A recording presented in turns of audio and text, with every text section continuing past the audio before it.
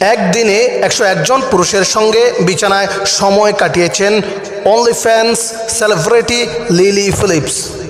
এই কাণ্ডের পর তিনি 2025 সালে জানুয়ারির মধ্যে একদিনে 1000 পুরুষের সঙ্গে শারীরিক সম্পর্ক স্থাপন করে পরবর্তী বিশ্ব রেকর্ড গড়বেন বলে ঘোষণা দিয়েছেন। মার্কিন ম্যাগাজিন রোলিং স্টোন এক প্রতিবেদনে এই খবর জানিয়েছেন। ডেইলি মেইলকে দেওয়া সাক্ষাৎকারে লিলি বলেছেন, একদিনে 1000 পুরুষের সঙ্গে বিছানায় সময় কাটানো প্রথম ব্যক্তি হতে চায়। তিনি জানান, এই চ্যালেঞ্জ পূরণে তিনি বেশ উচ্ছ্বসিত।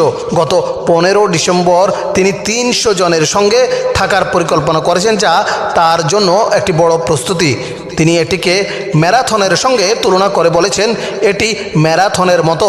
আগের রাতে পাস্তা খেয়ে শক্তি সঞ্চয় করেছি।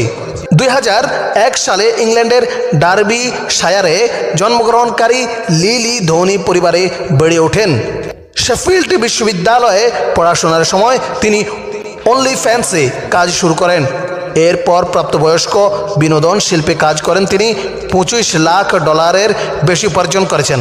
লিলির এই পরিকল্পনা নেটিজনদের মধ্যে তীব্র প্রতিক্রিয়া সৃষ্টি করেছে।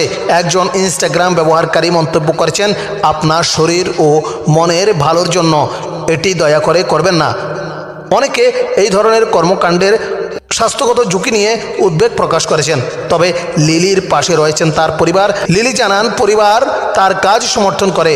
মা তার অর্থনৈতিক বিষয়গুলি পরিচালনা করেন, যদিও তার ভাই নিরাপত্তা নিয়ে উদ্বিগ্ন। সম্প্রতি ইউটিউবার জশ পিটার্স তাকে নিয়ে 47 মিনিটের দীর্ঘ একটি ডকুমেন্টারি করেছেন। এই ডকুমেন্টারিতে লিলি বলেছেন, একদিনে 101 জনের সঙ্গে থাকা কঠিন অভিজ্ঞতা ছিল। এটি দুর্বল হৃদয়ের মানুষের জন্য নয় বলেও জানিয়েছেন তিনি। লিলির কাজ এবং পরিকল্পনা অনলাইনে সমালোচনার জন্ম দিয়েছে। অনেকেই মনে করেন কন্টেন্ট ক্রিয়েটাররা ক্লিক পাওয়ার জন্য অস্বাভাবিক পর্যায়ে যাচ্ছেন।